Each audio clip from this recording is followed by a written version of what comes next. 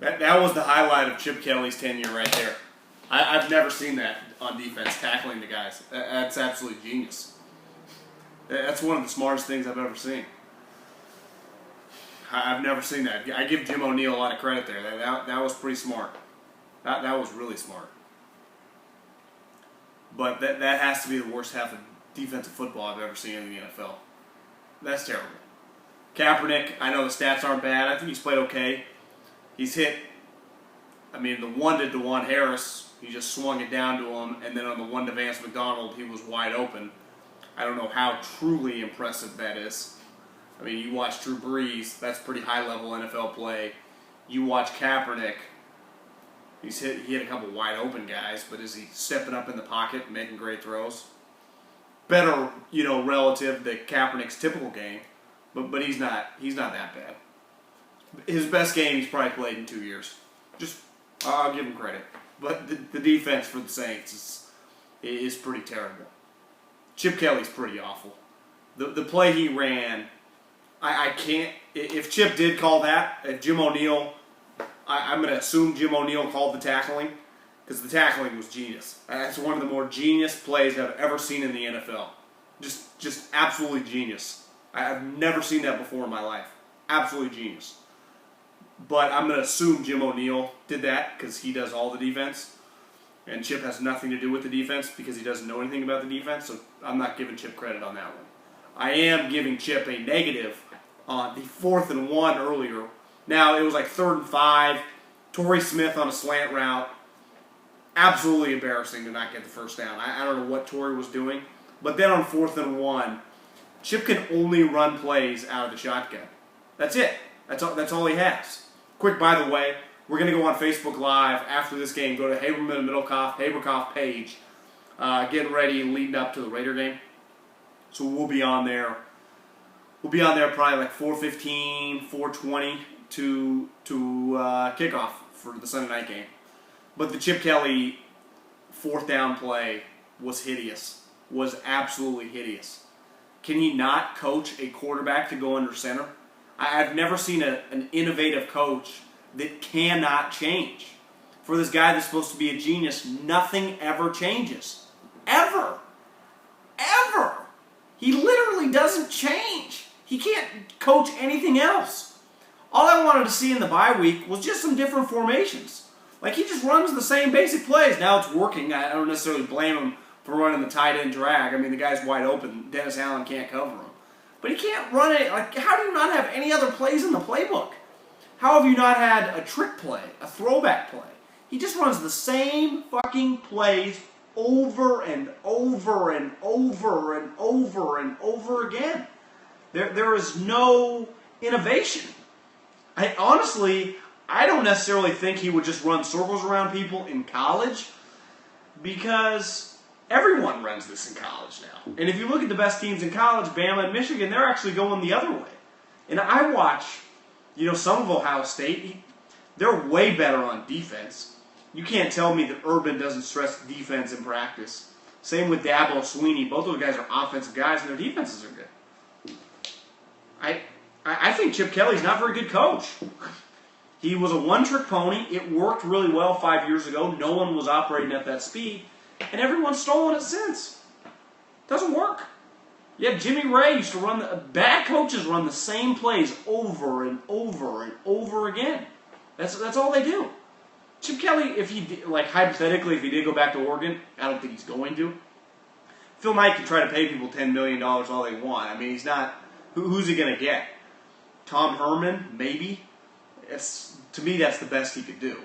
He's not going to get the quote unquote Jim Harbaugh equivalent. You're Oregon. You're a second tier program, and I say second tier, that's not a criticism. That's a positive. They're a big time football program, but they're not Texas. They're not Michigan. They're not Florida. They just kind of are what they are. Jimmy Ray was bad. Jimmy Ray was pretty bad. But I don't think Chip Kelly's very good. I just don't ever see anything change. He just literally runs the same plays, the same run formations. There's no variety. I thought 5 or 6 years ago when he was anti the fullback, it made a lot of sense because, the fullback, especially most teams, had just an isolation blocker. But so many teams now have that kind of hybrid player. Now, it's not his fault that Bruce Miller, beat the shit out of a 70-year-old innocent old man. He would have been on this team. But he would never have used them, like the Ravens used Kyle Juszczyk, like the Raiders used Jameis Olawale. Like that player is a legitimate chess piece. You can move that guy all around. It's hard to cover. You can flex him out. You can run old school I formation. Chip refuses to get under the center. He just will not get under the center. It'd be like, why would you not get under the center ever? It just doesn't. You racist white shit, you're sniped. You got out of here too quick. You say that shit, you're sniped. You're done. You're a moron. I dare you to say that again. I can't wait to snipe you. It'd be like if you were a pitcher and you had a fastball and a changeup, but you only throw fastballs. Chip only throws one way. That's it. That's it. Only throws balls one way. It doesn't make any sense. He got out of there before I could snipe him. I would have loved to snipe him. How long before Niners fans? I think this game is just very, very symbolic of who the Yorks are. They're losers. They've been losers since they've come here. They're just losers. That's all they do. The 3.5-year run Jim Harbaugh had was an anomaly. It was an outlier. It was Jim Harbaugh. That's all it was. It had nothing to do with the Yorks, pretty clearly. As we separate every day that goes by, it was Harbaugh. The Yorks had nothing to do with it. They hired him. Give you some credit. Now, he was a 7-iron up the road. Wasn't that complicated. But you hired him, and then he did the rest. Got you over the hump, made you relevant, won a lot of games. He's gone. This is who you are. John, Denise, Jed, the York family, this is them. This is the York family. This is their level. That's all it is. How did Tom Sula win more than Chip? Because, Chip's smarter, more intelligent with the press, but I don't think there's that much of a difference from a coaching standpoint. I don't really see what Chip does. He knows nothing about defense. Now, Tom Sula knew nothing about defense or offense. Clearly, Chip's probably a better coach than Tom Sula. Chip has a longer resume. But I don't think Chip's team plays any more inspired than Tom Sula's team played. I don't know. I think he's worse and worse every game that I watch. Because, again, I'm not judging him off winning and losing. I'm judging him just off innovation. Can you throw me a curveball? Can you just stop throwing fastballs? That's all he is. He's like a one-trick pony. Yet he has more, the NFL playbook has more plays than just fastballs. Like you can run, you can throw curveballs, you can throw changeups, you can go under center, you can just do different things. And he refuses to do them. He is Sean Doolittle. And once Sean Doolittle lost his fastball, he was easy to show. I also volunteer every Thursday, so another reason to follow me. Again, we're going to go Facebook Live, go to Haberkoff Facebook page.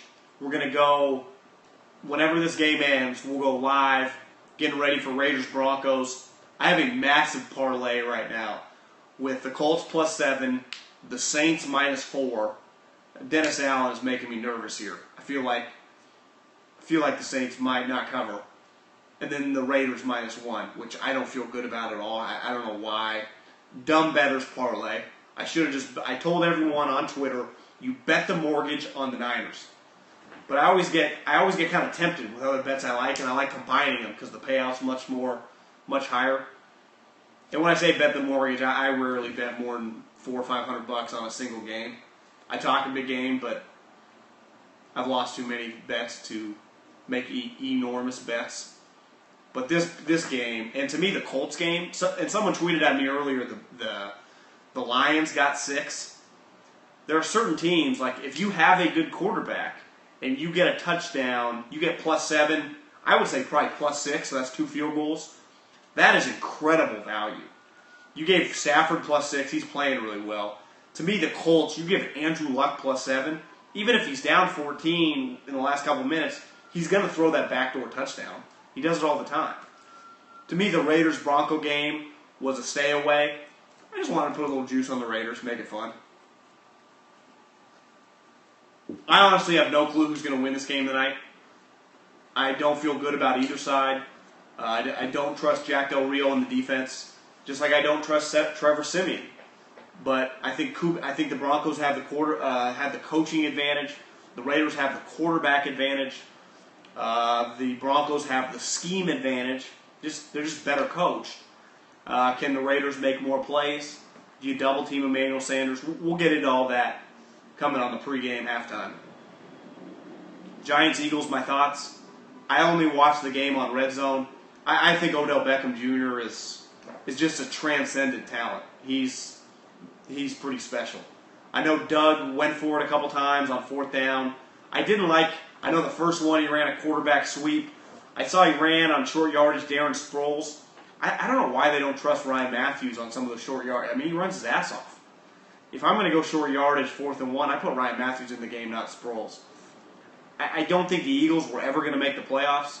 I think they're an 8-8 team, maybe 9-7. They're competitive. But I think that whenever you start 3-0 and you beat the Steelers' ass, everyone got a little fired up. I think they're probably a year away. But, they'll be fine.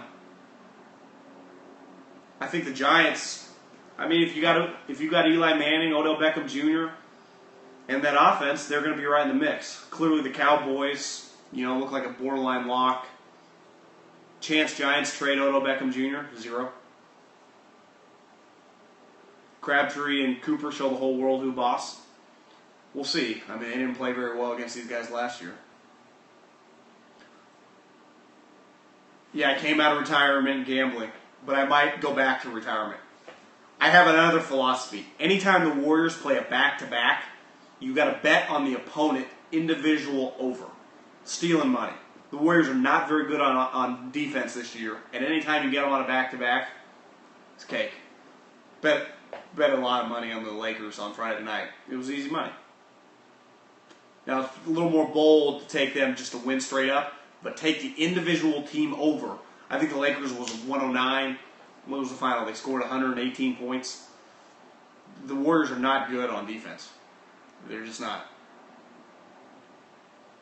Do the Niners play the Miami Dolphins next week? Jay Ajayi is going to run all over them. The Lakers aren't bad. Okay, Haberman Middlecoff, we're going to go live on Facebook whenever this game ends. So get ready. I'm fired up. Haberman's fired up. And we're just going to fucking crush it. Getting ready for the Sunday night game. Because this game is Big 12. This is pretty embarrassing. You don't play defense in the NFL, I can't take you seriously. Jim O'Neill is one of the worst defensive coordinators I've ever seen. Dennis Allen's not very good either. I'd be shocked if the Saints don't go to 50. 31-20. I bet they get to 50.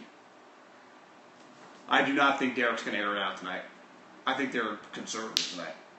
O'Neill is the worst. This is the worst team in Niner history. Okay.